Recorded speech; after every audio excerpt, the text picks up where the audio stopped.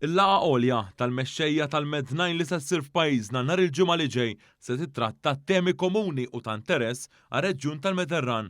Fost dawn hemm l-isfidi għat-tibdil fil-klima u l-migrazzjoni fost oħrajn.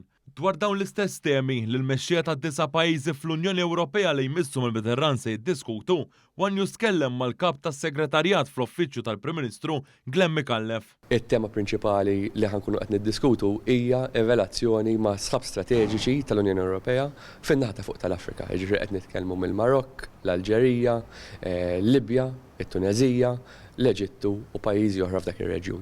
U tkellem dwar kif dawn il-pajjiżi fl-aħħar xhur iffaċċjaw sfidi relatati mat tibdil fil-klima fosthom l-arar fil-Libja u n-nirien qawwija fit-Tunezija.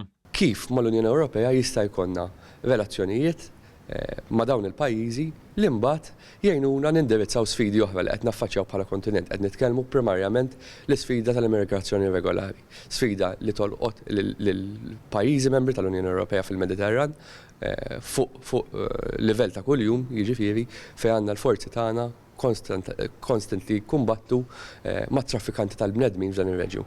Dawn it-temi importanti għar-reġjun tal-Mediterran se jkunu diskussi quddiem il-President tal-Kummissjoni Ewropea Ursula von der Leyen u l-President tal-Kunsill Ewropew Charles Michel.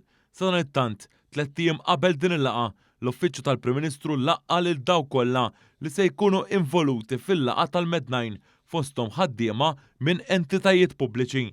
F'din il-laqgħa il-kap tas-segretarjat Glenn Mikallef u l-kap tal-attivitajiet tal-Gvern Aron Zara spjegaw dak li se jiġri dakinhar biex dawk involuti jaħdmu fl-aħjar koordinazzjoni.